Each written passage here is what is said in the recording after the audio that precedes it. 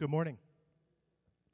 Our next speaker, Paola Harris, is an Italian-American journalist and investigative reporter in the field of extraterrestrial-related phenomena research.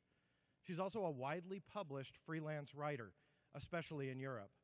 She has studied extraterrestrial-related phenomena since 1979 and is on personal terms with many of the leading researchers in the field. From 1980 to 1986, she assisted Dr. J. Allen Hynek with his UFO investigations and has interviewed many top military witnesses concerning their involvement in the government truth embargo. She was also instrumental in interviewing Monsignor Corrado Balducci and also former Defense Minister of Canada, Paul Hellyer. In 1997, Ms. Harris met and interviewed Colonel Philip Corso in Roswell, New Mexico, and became a personal friend and confidant. She was instrumental in having his book, The Day After Roswell, for which she wrote the preface translated into Italian. Please let me welcome to the stage Paola Harris.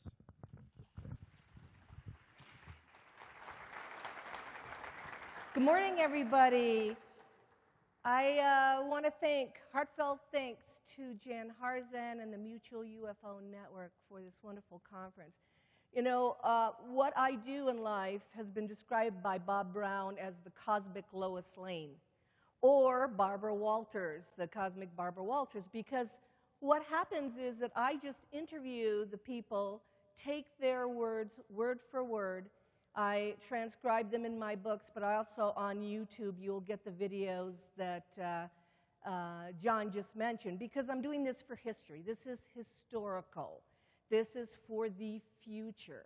We need to capture these people while they are alive, the people really firsthand sources that are involved with the UFO phenomenon.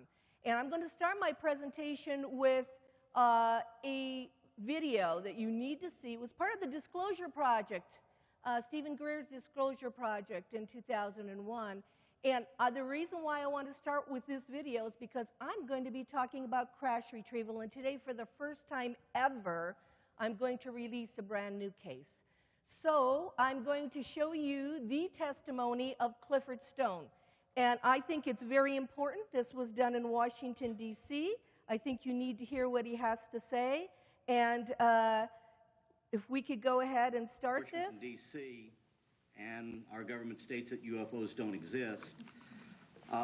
This is from the Blue Book files, the overflights of July 19th, 20th, and 26th, 27th of UFOs over Washington, D.C., in which they said they were nothing more than temperature inversions. Of course, the air traffic controllers did not understand that, because they were saying they were good, solid returns, craft under intelligent control that was exhibiting technologies that we could not do at that time.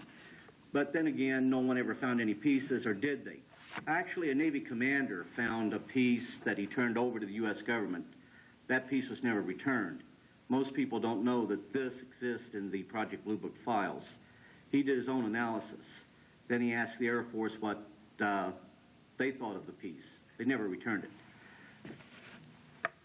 The point I'm trying to get at is that for 22 years in the military, I didn't let my family know what I was doing. And you pay a price for that. My family always thought that I volunteered too much. And I love my country, and I laid down my life for my country as I would today. But my family always thought that I was volunteering. They'd go see my commanders and try to tell them I'm working too much, I'm working too much. Lost 90 days of leave that I had to give back to the U.S. government because I couldn't take the leave. And that upset the family. But what they didn't know is what I'm going to tell you tonight.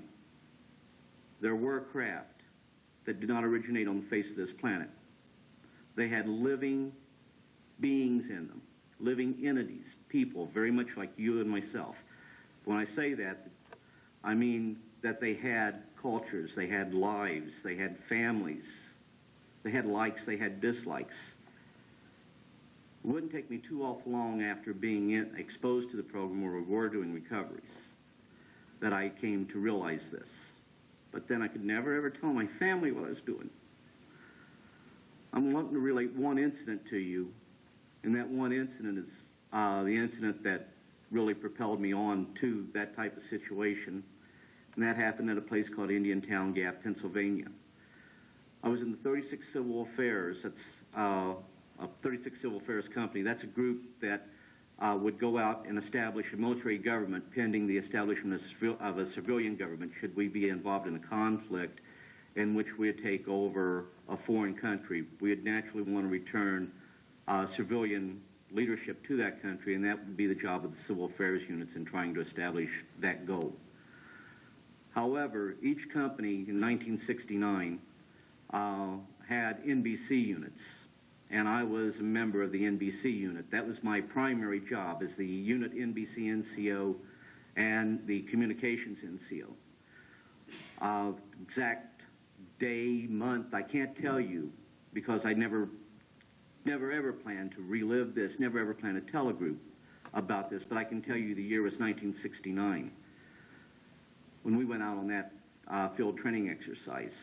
Somewhere during the course of the night, we had some people come up and tell us that there was a craft that crashed, possibly a U.S. aircraft, may have some type of nuclear device on it, and we were going to move out to that location, just the NBC team.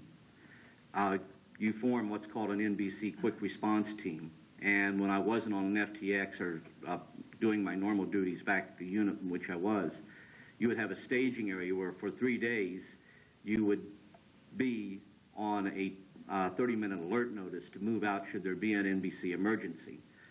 After that 3 days, you had another unit come in. There was 5 units, so out of 15 days, you would pull 3 days where you were on a 3-day alert. When we moved out to the location, we started to approach the location where we were seeing lights. They had the big lights, and I understand those lights are called light-alls. We saw that there was some type of craft, like the shape of a hill, that was buried into the ground. As we approached it, I didn't think too much of it. I was trying to ascertain what type of craft it could be, but I couldn't readily recognize it. Once we did get to our location, what we call our staging area, I immediately started to go ahead setting up the 312 telephones that we needed set up, and our Prick 25 within our communications deuce and a half, and that's what we were using, was a deuce and a half for our communications vehicle. I set the one Prick 25, which is a field radio, on the company push, then the emergency push that we had for the unit that was out there, which I was assuming was a quick response team, to this location. I was immediately told, specialists, do you have a APD-27 on board your vehicle? I turned around and said, yes, sir, I do. He says, get it out, and you need to walk toward the craft. We need surface readings as to the radiation count. So I started to go ahead, get it, and I was walking toward it, and I was yelling out the counts as every time that the Geiger counter would shoot up.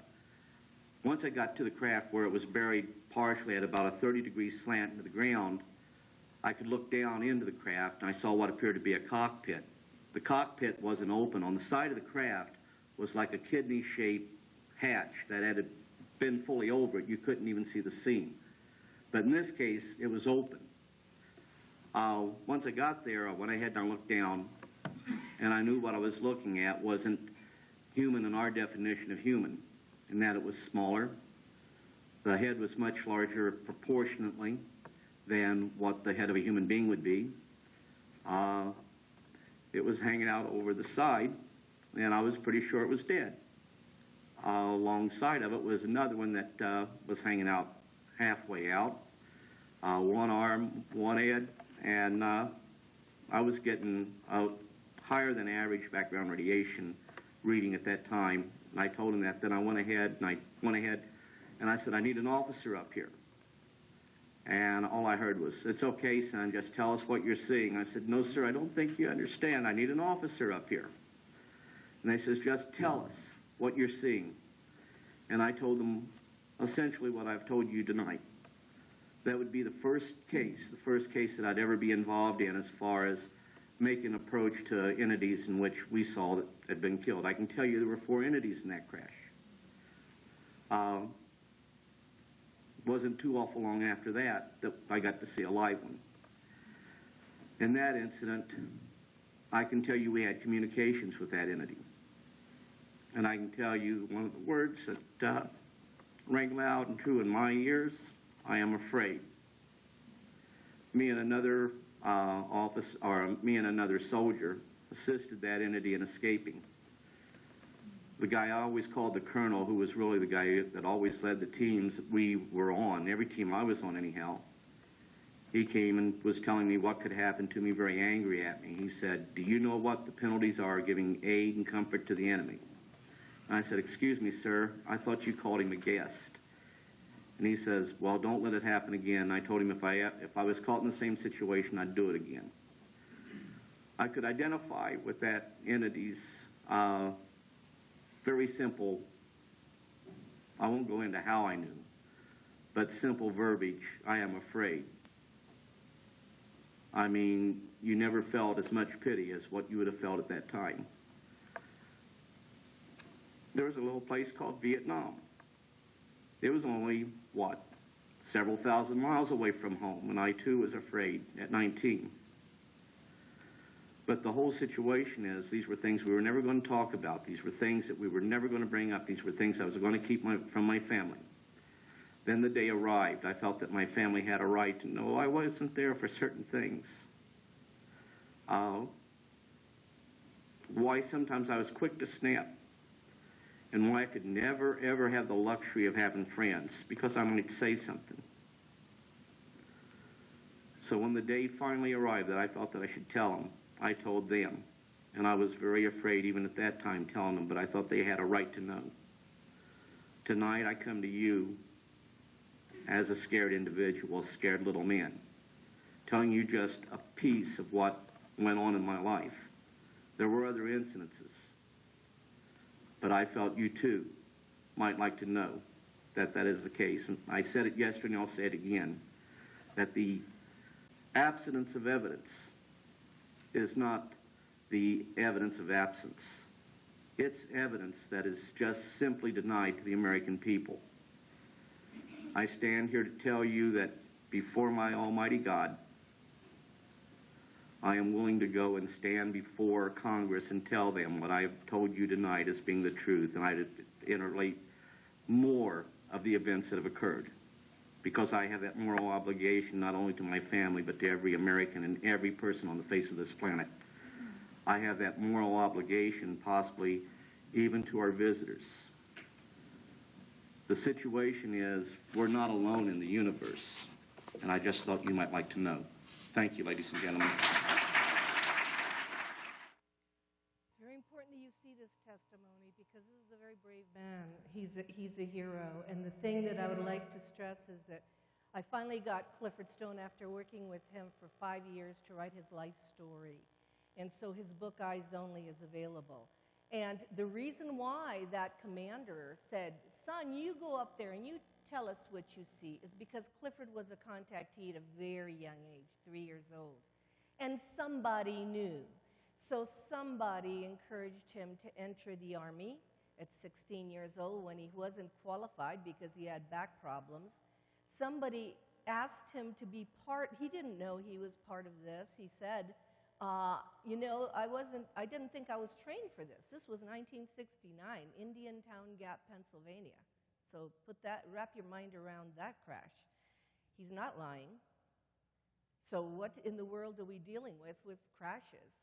So the thing about Clifford Stone is that often who has to go to these places are people that have an intuitive power to be able to communicate. That's why the commander didn't come down, because if there was a live one, and Clifford talks about Vietnam and his encounter with live ones, there were 8 that he was involved with, 8 crashes, that the language is telepathy. And if you're already contacted and you've developed that skill, it's very interesting to be part of a unit the way he was. Now, his book also includes a lot of documents that proves that he said he did what he did. But we'll go on to something brand new, because this DVD, this whole presentation is history.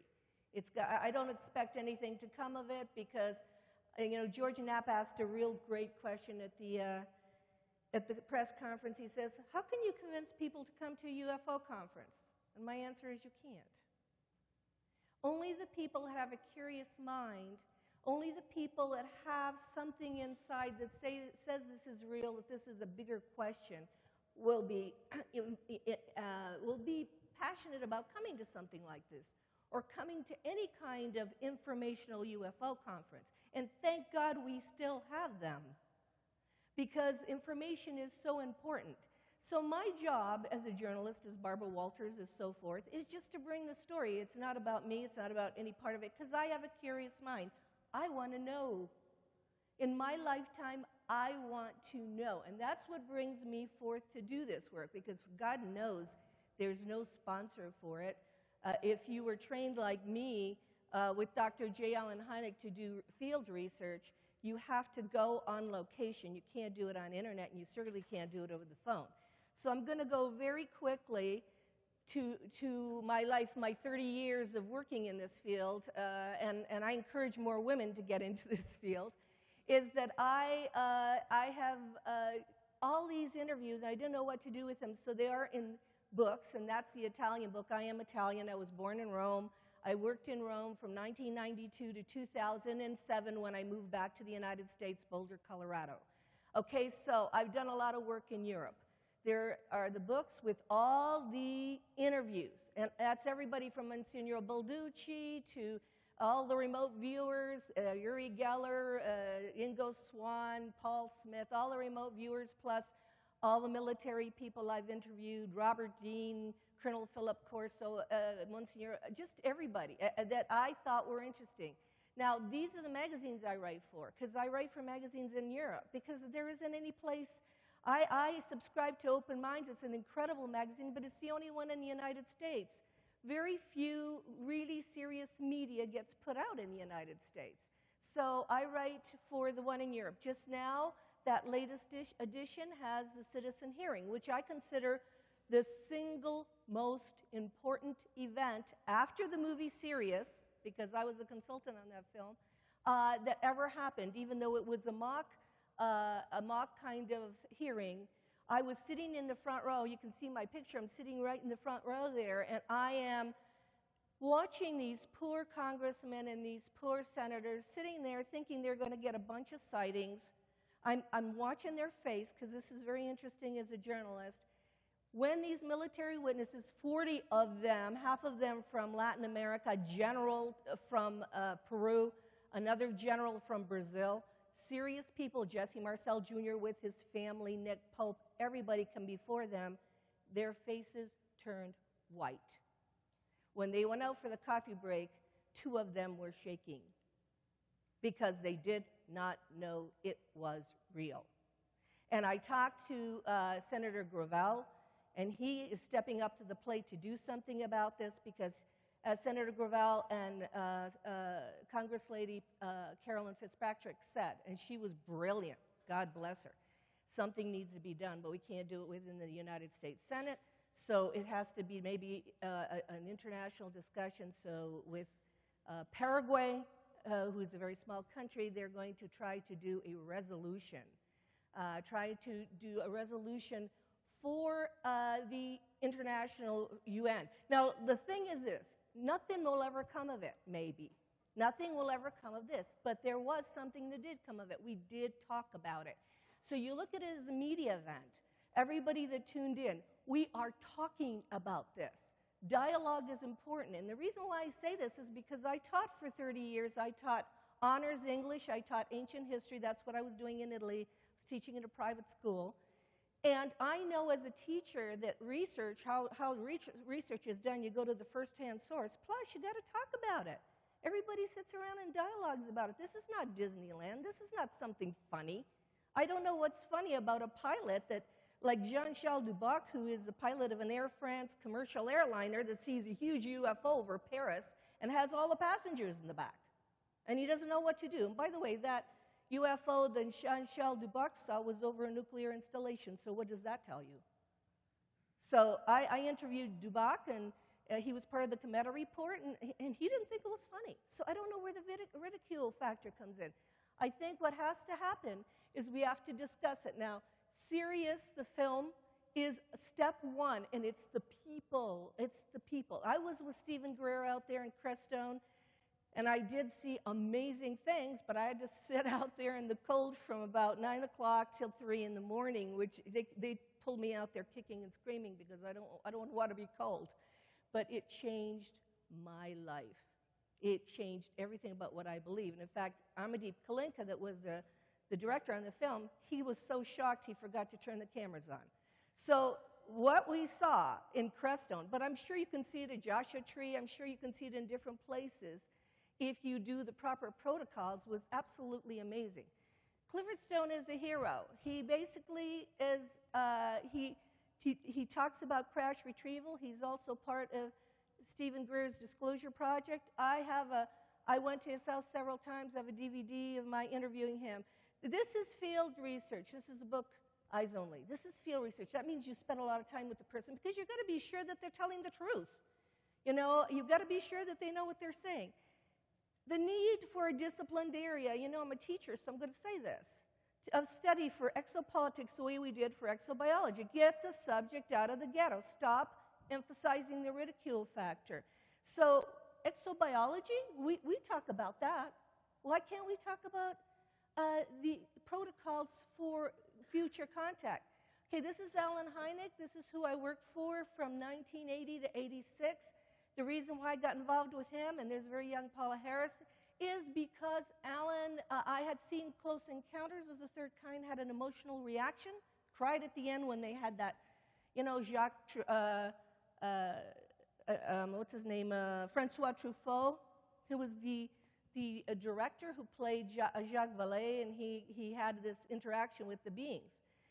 There's Paola Harris working for CUFOS. I was a field investigator for the Center for UFO Studies in Evanston, but that's not really what I did. I did all his Italian translations and spent a lot of time with this man.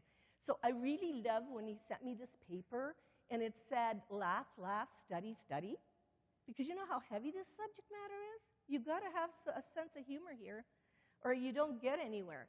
And so I think that the definition, if I were to do a definition of exopolitics, and I have 2 books on this, exopolitics is the convergence of a new interdisciplinary science, an international political movement, a new paradigm which all deal with the wide range of implications of extraterrestrial life, which means sociologically, spiritually, scientifically. How do you deal with contact? I love one of the presentations here. Who represents planet Earth? Where are they going to go if we ever have formal contact? Would they go to the Chinese that have more people? Where are they going to go? When we have formal contact, something needs to be in place. Maybe not the United Nations. This is an MJ-12 letter, 1947, before Roswell. And it's good to look it up. It's on Ryan and Bob Wood's website. It's the Einstein-Oppenheimer document that addresses what I address in my book. It says relationships with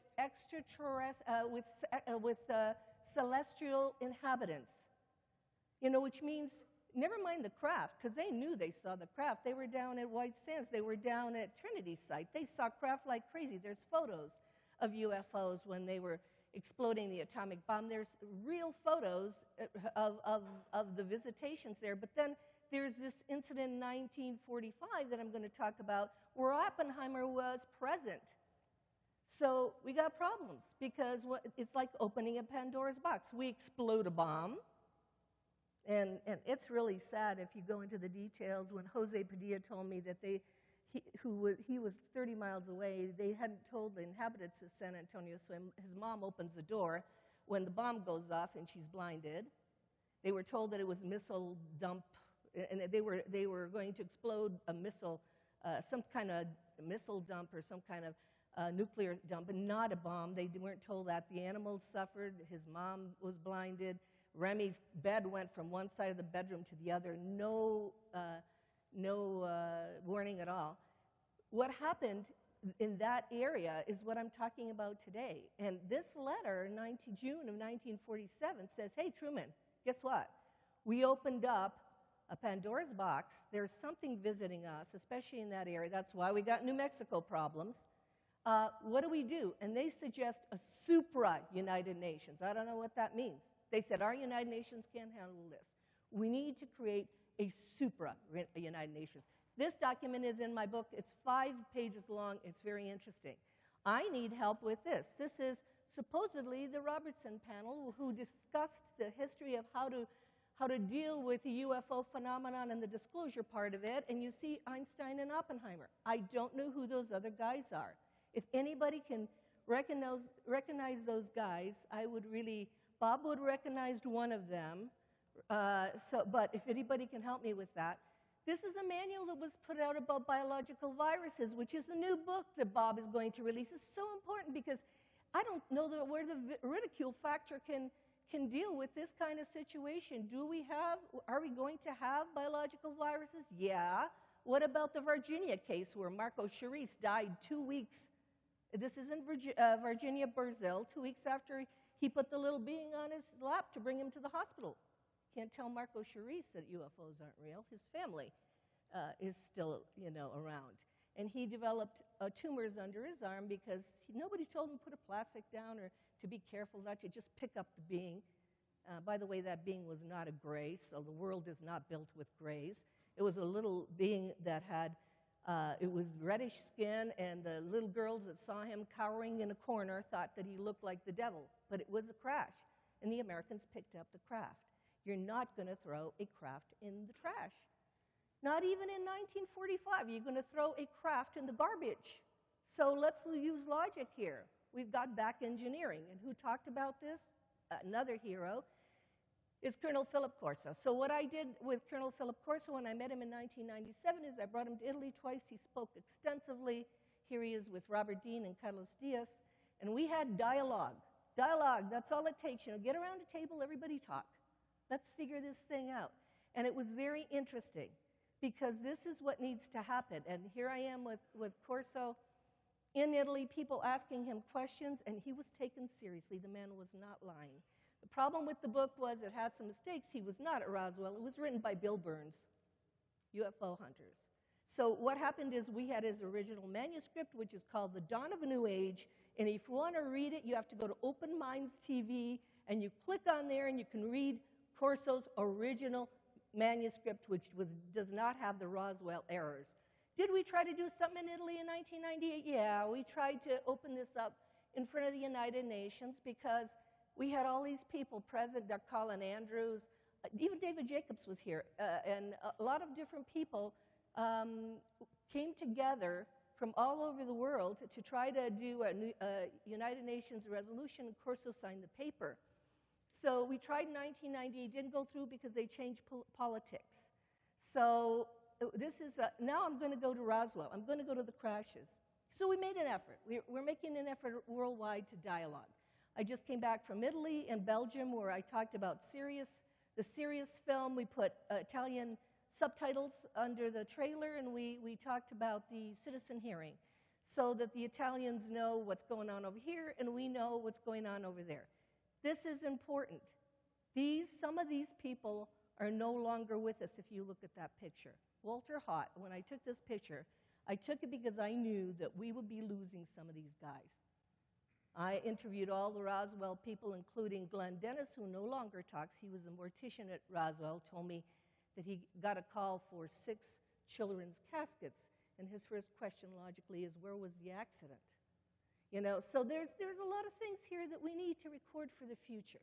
I'm going to actually run to the 1945 case because I want to show you the original video of the testimony of Jose Padilla, who was a 9-year-old. When I was in Italy in 2001, I read that the Socorro newspaper had printed a story about 2 little Mexican boys that had seen a crash in 1945. There was a drawing of the crash, and they actually saw it, and they saw it come in, and it had taken a right-hand turn and was embedded close to a hill. And I said to myself while I was in Italy, why doesn't somebody cover that story? What's wrong with people? I mean, these 2 little kids I'm sure they didn't make it up, and one's 6 and one's 9. And so, this is serendipitously or coincidentally. In 2009, I became aware of Remy Bachna, with whom I was sitting. There's Remy Baca. And he talked to me for 2 years on the phone before he told me the exact details of the story. They have to gain your trust. Thank God, because he just died June 12th of this year. And what happened was, I was so taken by the story that I flew James Fox up to Gig Harbor, Washington, where he was living. And I said, James, get him on camera, please. James Fox is a documentary maker, very good, out of the blue. And I know what I saw, and he's always on Larry King Live. Now, he happened to be in Boulder because his sister was ill, so he was there for 3 months. I said, do me this favor. So he did it. He took the film footage that you will see, and he handed it all over to me. This is not a commercial product. This is for you. This is for the general public. So God bless him. Remy just died. Remy is the 6-year-old that was present during this. Now, this has to do with the atomic bomb. This has to do with nuclear, and I put Robert Salas's picture there because there are some people that are using this because they know that some of the reasons why we had the visitation, especially in New Mexico, have to do with the children discovered the matches. We changed paradigm. We became dangerous to interdimensional travelers. We became dangerous to ourselves. I heard Stephen say yesterday 200. Why do we need 200 each bumped? Why do we need that many? I know the French did 800 because there's an interview in one of my books of Guy Andronique. He came to my house and told me that he was part of a French 800 on the island of Fangatofa in the Bikini Atoll, and he told me about the UFO flyovers. He told me about that. That was the time they came in and stole everything out of my apartment, including the film footage in Rome. So I had to get him a second time, which I did. The thing is that you have to understand that they're not on vacation. These people could go to the Caribbean, and I call them people, because we got to get a clue here. They're not all little grays running around. They are whoever's visiting us, and Clifford Stone said 57 different races. They're categorized in the Pentagon. Colonel Corso told me 52 are here for a reason. This is from the Owl Barn Cafe, which is near in San Antonio, which is about 30 miles from the Trinity site. Now, you know what's interesting about this? Because when you go to Trinity site, here's a quote from Oppenheimer that says, and it's sad, it says that he had begun with the detonation of the world's first atomic bomb at Trinity site, July 16, 1945. The site may be named Trinity by J. Robert Oppenheimer, director of the Los Alamos Nuclear Physics Laboratory, who said, at the blast, now I have become death, the destroyer of worlds, quoting the Bhagavad Gita. The detonation of the bomb marked the culmination of the Manhattan Project. Now, the death,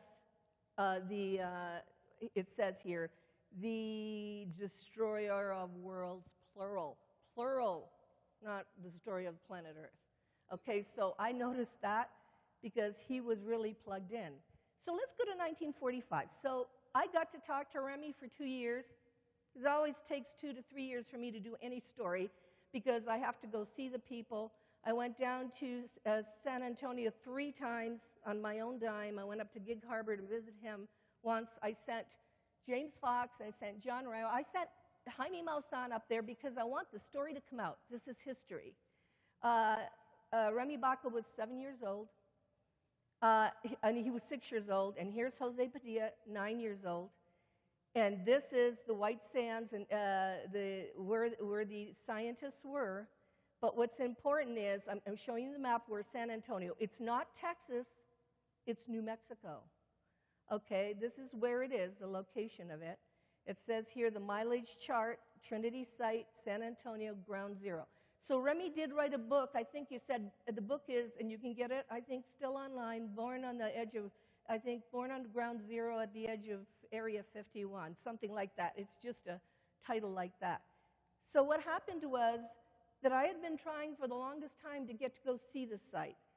The story is like this. There are 2 little boys on horseback. The father of Jose Padilla says, go out and look for a cow that's calving, but these cows were special. These cows, I think, came from I think he said they came from Spain, and they were a special kind of cow where they wanted to check where they were on the Padilla property. Now, the Padilla property is leased from the Bureau of Land Management, 100 acres, so it's big. And the 2 little boys found the cow and they found the calf, but there was a big thunderstorm. Does that sound familiar? Thunder, lightning. Same thing happened at Roswell. Big thunderstorm, and they had to go and stay undercover in a cave, or they said a cliff overhang. And while they're doing that, they witness a craft that comes in right in front of them, takes out a radar tower, and takes a right-hand turn in and stops. And where that craft stops, all the mesquite and all the brush is burning. It's burning pretty bad. They said it was burning our eyes. It was, there was mesquite and underbrush. But they're curious because they thought it was a plane. These are two kids that had never seen television, don't know UFOs, don't know anything. And they walk down, and they're curious kids. And so Jose takes his binoculars, he looks, and this is what he sees. And he'll tell you this in person because Paola Harris is not the witness. Jose is, and that's what's important. He says, we saw these three creatures sliding back and forth. And he says sliding because evidently they weren't walking like they seemed to be gliding back and forth. And he said, and they made a high-pitched sound like when you go to kill a rabbit. He said, that's high squeal. And I don't know what that's like, but a lot of people do. And so Jose said, I thought they were hurt because I heard this loud squeal, but Remy starts to cry. And because Jose was ready to go in and help him. And I said, what they look like? He said, they were children. He said, they look like children. He said, except they look like mantis, big eyes that look like insect eyes, and arms that were very long. And he said, but they were the size of us. They were size of children. And he said, I was going to go, but when Remy started to cry, he says, we got back on our horses, we went back to the ranch, we told his dad, Jose's father, who got the sheriff, and the sheriff's name is Sheriff Apodaca. And in Remy's book, he will name the people that he remembers, like Sheriff Apodaca. Now remember, this is very close to Socorro, the Lonnie Zamora case. So I'd love to see a discussion of the Lonnie Zamora case, this case, and what was happening in that area. What's very important is that the Army took a long time to clean it up. It was 1 month. It's August 18th, July 16th. This is the first time they got a problem that they have to solve. So Jose tells me that the Army came and asked the father if they could cut the cattle guard because they were going to take the weather balloon out. Because they couldn't, the cattle guard gate, the gate was too short, and they couldn't get the weather balloon off of there. So what it is the two boys being curious, they watched the cleanup, which took almost 8 days, he said. They brought in the flatbed truck. The 7 guys that were cleaning up are the same guys that hung out at the Owl Bar and Cafe, which is really interesting. And this is our trip down with James Fox. And his is Socorro. There's, I don't know if you know, but Hilton started his first, the Hilton of the Hilton Hotels was from San Antonio and started his first mercantile there. So this is the old Owl Bar and Cafe. This is the new Owl Bar and Cafe, very historical place. I went in to talk to those people about who came in there. That was the only watering hole and the only grocery store for those guys in the Manhattan Project. So you bet Oppenheimer went in there. In the back of this, there's the bar, the way it was. And the old bar and cafe behind there, what you see on the screen is where they call them the scientists' cabins were. So here we are. This is about 4 miles from the crash site. So, here's these 2 little boys. This is what they look like now because they were older. And there I am with Remy and Gig Harper discussing this because I've got in my hand a tin that he had. It was a Prince Albert tin where he found some of the kind of aluminum or whatever it is that was crumpled up and then went back to the shape, but he put it in this tin because it was his treasure. He was 6 years old, and he loved what he picked up. And I said, what happened to it? And he said, well, later on we fixed a windmill with it because the windmill pump wouldn't work or whatever, and we tried this aluminum stuff, and we put cord around it. I said, are you kidding me? It's gone. He said, yeah, unfortunately, we didn't know what we had then because it was in the Prince Albert can, and I just did that with it. So, he's talking about it. This is the site. This is Gig Harbor. This is Remy, who is no longer with us, who provided an interview for James. Plus, I put him on Coast to Coast. If you go back to the Coast to Coast archives, I put both of them on Coast. If you go to look this up, you'll hear what they say themselves. This is Remy's house. It's very important because and this is Jose Padilla. It's very important because when the boys were there, what happened is we watched the whole cleanup operation. There were same seven guys that were working at Trinity that cleaned it up. No hazmat suits, just guys that worked there and that went to the L Bar and Cafe because the boys hung out there. And they were playing country music, and they didn't feel like cleaning all of it up, so they threw some pieces in a berm. They threw some pieces in a kind of a ditch, and the boys watched that. So they knew that there were pieces out there. Now, when I talked to Jose about going there, and it was hard, I'll tell you, 3 times I tried to go. The first 2 times I lost airline tickets. I tried to go down with a friend to cover this, and Jose's son became deathly ill the 2 times we tried to go down there. And so I said to James Fox, let's not say we're going. Let's get in the truck. Let's go down there. Let's knock on the door and tell them this is history. You better take us to the site because you may not be here. And as we can see, we lost one of them already. Jose agreed. He said, Paula, I have no problem with that. And he basically agreed to do that. He showed me his family. His mother was Native American. I got all the background on Jose because it's very important. That area, these are the young guys. The craft looked like this. It was avocado shaped with a little a dome on it. The beings look like this, or he said that's what they look like. And there's his father next to the windmill that they use that material to use. Now, the big part of the story is that while the boys, the 7 guys that were cleaning this up, once they hoisted this thing, put it on a flatbed truck, took it through their property, the Padilla property, had to cut the gate. When that happened, they went into the Bar and Cafe to have something to drink. So Jose jumps on the truck, goes into the craft, takes a crowbar and pulls a piece off. Okay? He pulls a piece off, and he'll explain he did that. He's not lying. He was 9 years old. He figured, I want something, I want a souvenir. They put it in the sheep herder's shed under the ground there. They lifted up the boards. They put it in the sheep herder's shed. They got, and years later, Jose FedExed it to Remy, who had that piece. And that's what the piece looked like. Now, I'm very confused about that piece. Oh, this is another piece they found in the cactus. I've had a piece like this analyzed in Italy, and it is terrestrial. It's a kind of aluminum. This is the piece that he pulled off. And I'm going, okay, that looks very terrestrial. But Remy insists that it isn't. Because look at that very carefully. He cut off a piece of that. He says that in Colonel Corso's books that under electron microscope, that if you look at some of these pieces, they look like insects. It says here, squashed insects with hundreds of legs spread out. Well, that's what the electron microscope showed for this piece. My theory, this is opinion, is that it was a lever, our stuff, that they put inside the craft that they pulled off. However, we won't know. And this is the crash site for the first time seen, and you see that big circle? I'll enhance it for you. I'll enhance it for you in the middle, the ground, nothing grows. There's little flowers around it. So you'll see that on the video. I got some pieces, too, while we were there.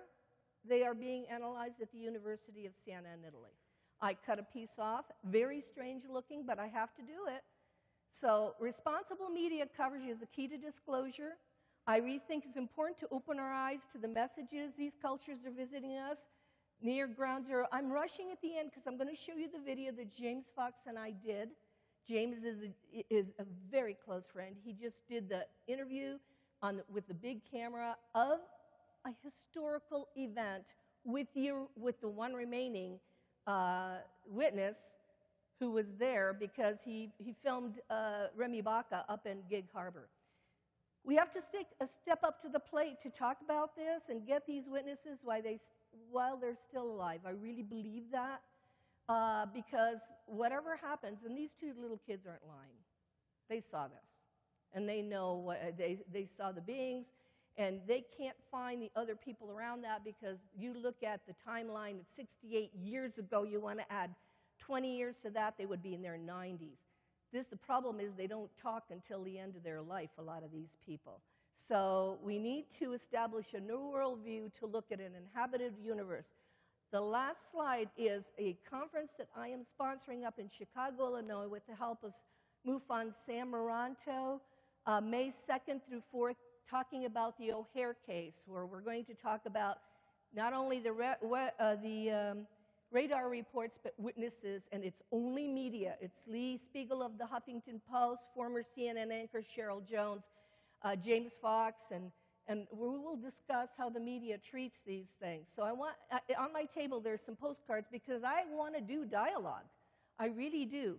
Now if we can just put the DVD in, my part that I'm really thrilled about is you're going to get to see the real witness on location in the real place tell the real story. And that has nothing to do with me.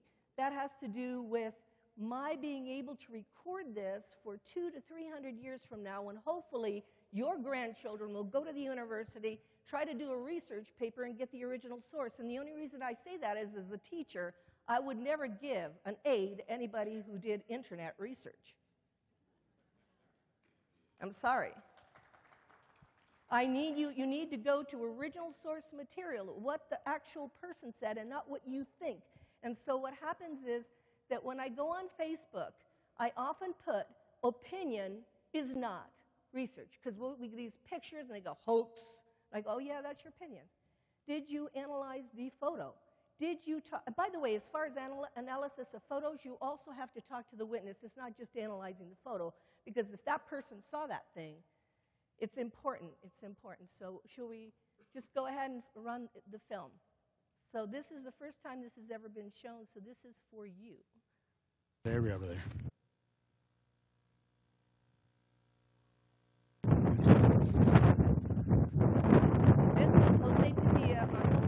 So windy. Maybe you should. Okay, so can you just maybe just talk a little bit about what you saw? The size of the craft, where the position was. But it landed right in here. The position was that there was a little hump right there where it was leaning on its side, and you could see that the hole was from, we were behind that mountain right there, looking up this way, and the hole was facing up, I say the west, and that's where we seen these little creatures running back and forth, you know. How close did you get to the craft when it crashed? From that mountain right there? Is it this little one? Yeah. Mm-hmm. Okay. Right behind there, the brush was pretty high there, you know. And there used to be cactus trees. It changed, you know, in the years, you know. Right. You know. So let's describe some detail of what the craft looked like, its position, what you were thinking, all that. It was a grayish color. The vegetation over here was burning. You know, a lot of smoke coming out of the ground. And that's what we seen from there. The creatures, you know, that they never got out.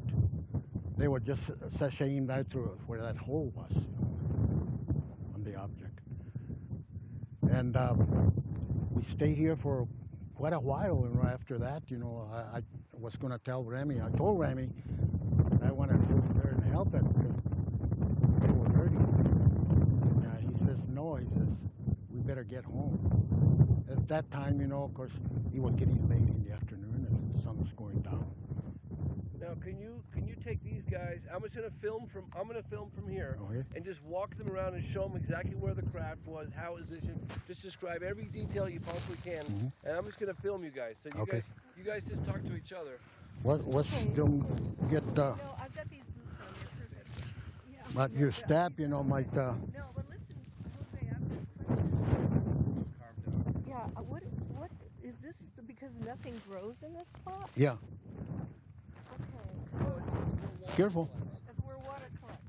Okay. The water collects in this spot. Water comes in this spot, but no vegetation grows like out here. You notice out here how it's green? Yeah. Nothing grows in here, So even if you plant it. Is this the size of the craft? Yes. Was It was 30 feet and an oval shape.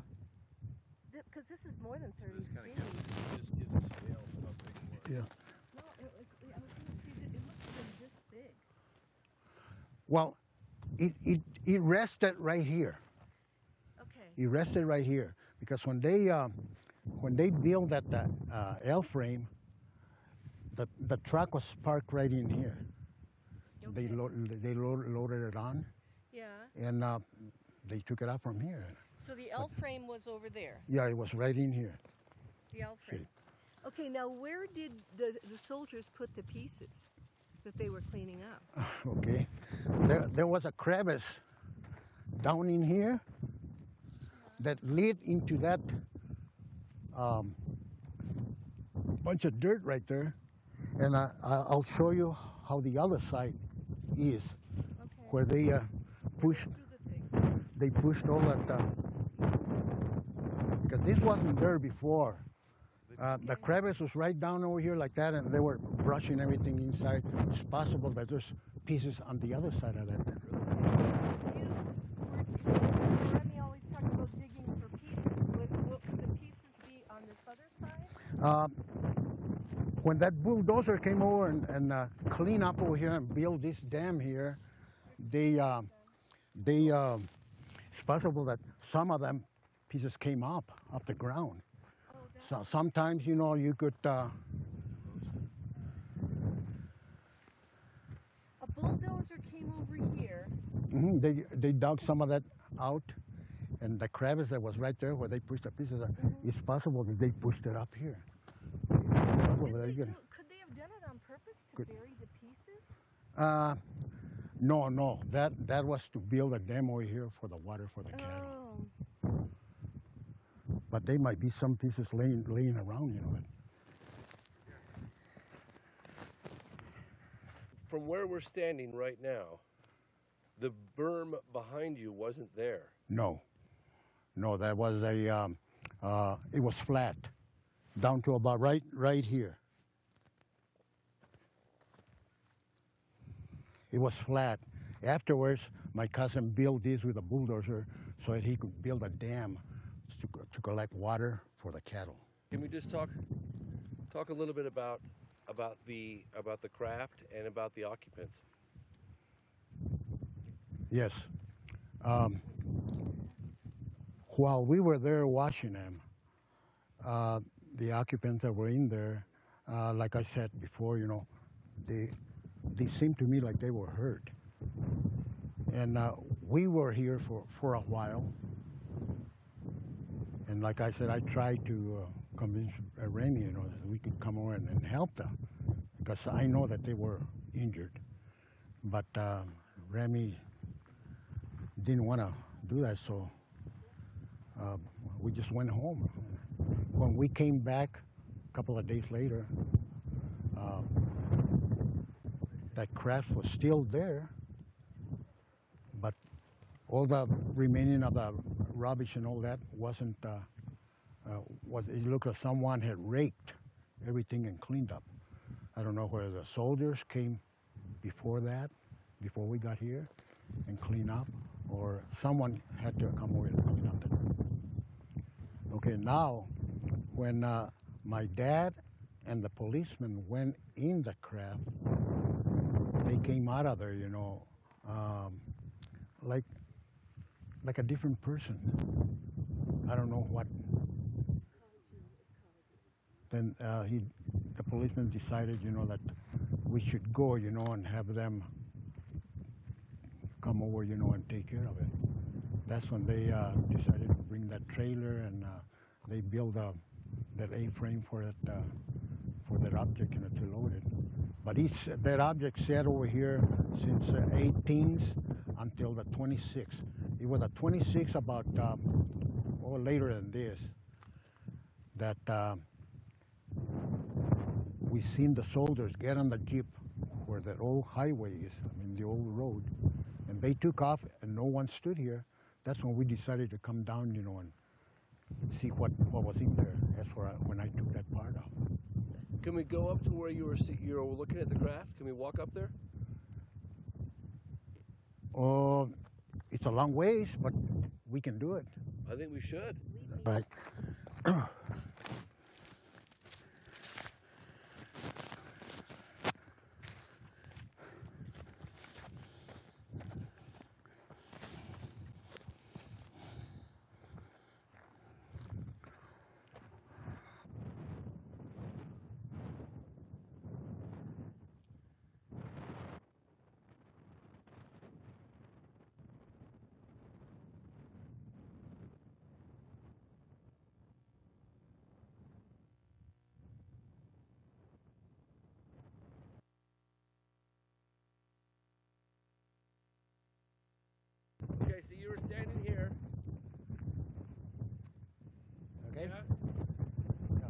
we came up this ravine out here. We tied our horses down below on that arroyo. Then from there we walked up here. This was a big, huge mesquite.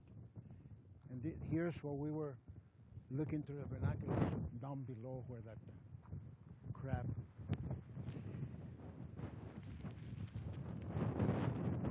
Tell me what you saw. We seen that the crab there that was smoking, burning on the bottom of the weeds. And that's where I seen through the binoculars that the three creatures were sashaying back and forth through the hole. But that hole was visible from here, on this side. And tell me, explain once again why we have the wind has died down. So you came from where? Show me. What's that? Show me where you came from. We came from this ravine out here, on the east. Came out, we got off our horses down below on the arroyo there and tied them down to a mesquite. From there we walked all the way up here, came out to where there used to be a big tree mesquite here. From here is where we started looking at that object up there where he had landed. How big was the object compared to that truck down there? About 4 times bigger and an oval shape. Wow. So could the hole in the truck the hole in the craft be as big as that whole truck? If you turn the truck upright, it was a good probably 8 feet by 15 feet high. What did the creatures look like? Just like little boys.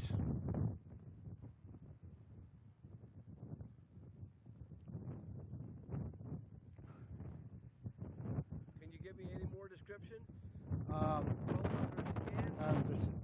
There was a grayish color, light grayish color. Their arms were long, and I noticed that they had 4 fingers only on each hand. They didn't have no ears, unless they were wearing a tight uniform.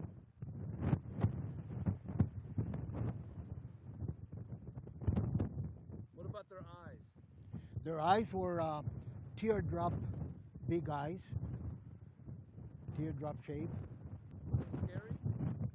No. It didn't seem to me like they were scary. My name is Jose Padilla. I was born on November 24th, 1936. I was 9 years old at that time when we were on this territory. We were looking for a cow that was going to calve. Could you take your glasses off, or do you need them? No. Do you need them? No. I can see too good, but. And we were dodging the rain, a heavy storm, when a real thunder came up. And I told Remy, it must be another test from another bomb. And he says, no, he says, it doesn't look like that. So we got from underneath the ledge of the rocks, and he says, look at the smoke coming up from the ledge out there. So we got on the horses and trot down the arroyo. We stopped over here, tied the horses over to a mesquite. We start walking up the hill. And that's when we seen more smoke coming out. And went over to the ledge of the hill there, and we seen this big, huge something, that object. And it happened, I had my binoculars, so I started looking around, and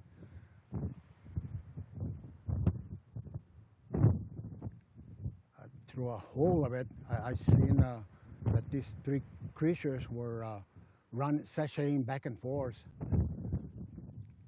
describe to me what the object looked like and roughly how far away, the color, the shape, everything.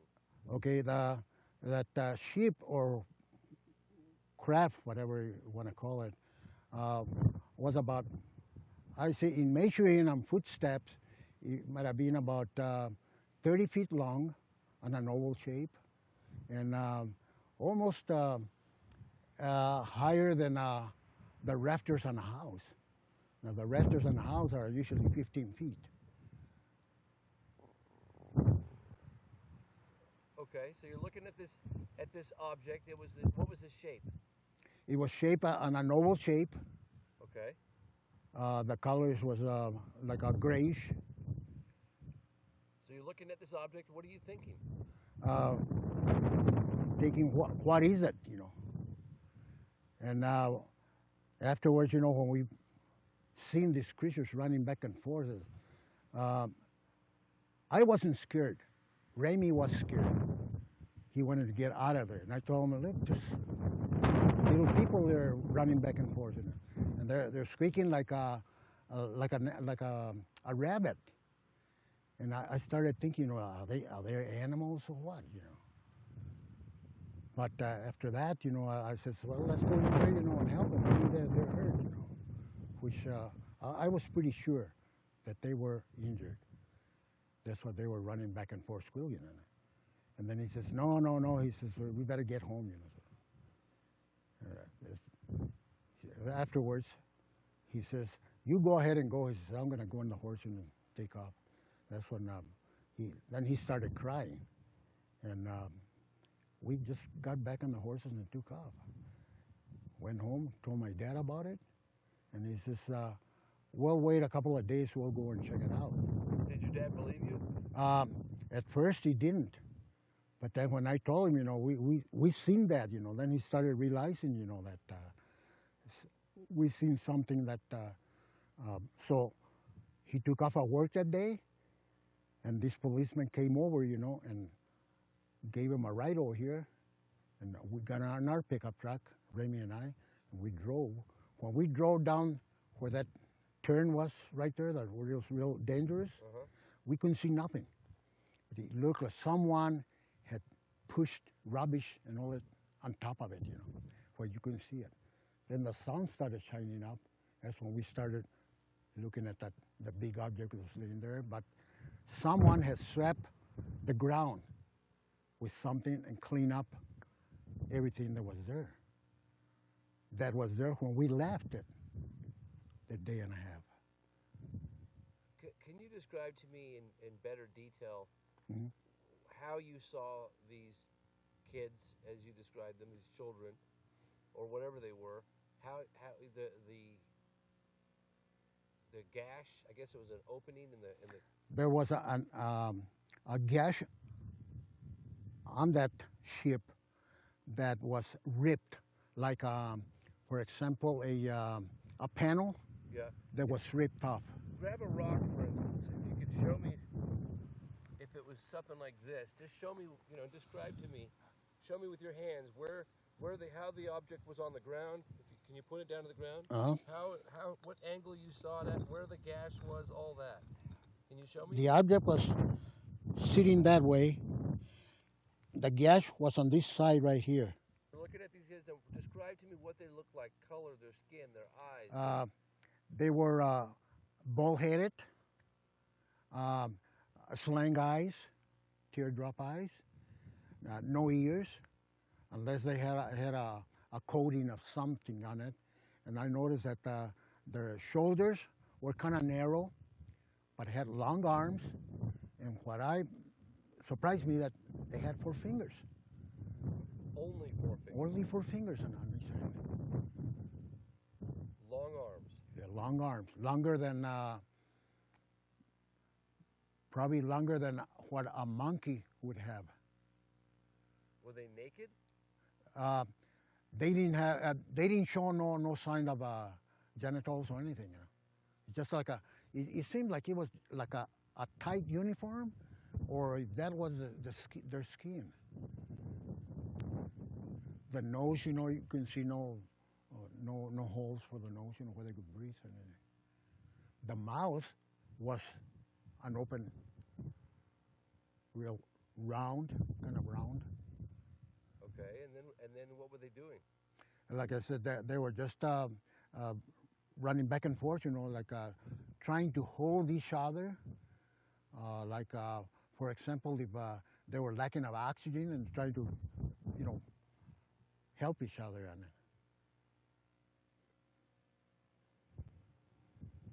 What did you think to yourself when you saw them? What were you thinking? I wasn't thinking. I was just surprised, that it's a shock. I was just surprised to see anything like that we had never seen anything on our lives, not even on pictures. Pictures never showed anything of UFOs or anything like that. And to me, when they stand up and they're going back and forth, to me, when I look at it without looking at it through the binoculars, they remind me of a fire ant standing up. The way that their head was, and the shoulders and all that, What do you say to someone who says you're making this whole story up for attention? How do you respond to that? Well, I would ask them, if they were there, and if they weren't, I was. Okay, well, this is historical because it's the first time that we've ever told this story. For me, I've, read the other crashes in the New Mexico area. I've read all the books. And I want to say something at the end of my presentation. I'm a teacher, so I don't understand why people are not reading anymore. I have read all my colleagues' books because I have to connect dots. I love the new book that Grant Cameron just came out with is amazing. Bob Wood's new book. I've got these books because I have to figure this out. I'm curious. So may I encourage you, number one, to read. You can do it with Kindle, but read the material, the original material. And number two, I want to end my presentation by saying that this is like a football team who has a quarterback. This year, I believe the quarterbacks are Stephen Bassett and Stephen Greer. What's amazing about the UFO field, it's the only field where the quarterbacks sometimes turn around and can't find the team. They're trying to score the goal. And what you have to understand is if either one of those guys or any of you or anybody else scores a goal, we all win. Disclosure happens. It becomes logical. They invite you to deal with it without ridicule. We all win. May I encourage people to be positive, not to infight, forget the ego, do not bash other people publicly, and study it like an academic subject. I don't know where you could get a degree in anthropology or anything else without, number one, reading, and with number one, getting other people from all over the world around a table to discuss anthropology, geology, geophysics, anything. It's all done with collegial support. I really want to encourage this field to have collegial support. We'll get farther, we'll score this darn goal, and after 30 years, I can rest. Because I'm rooting for everybody that has the courage to do something, not just say, but do something. So if you think that there's money here, forget it. Everything we did is out of our own pockets, and my kids think I'm nuts. They want me to go to the Caribbean on a vacation. They don't want me to use money this way. They won't even talk about the subject matter. The sacrifices that we make for disclosure, this that you've seen that's probably going to be taken seriously 200 years from now, all of this is part of a very important, the most important, as Stephen Greer said, question for humanity. Are we part of a cosmic culture? And I thank you so much for your attention. And thank you very much for having a curious mind.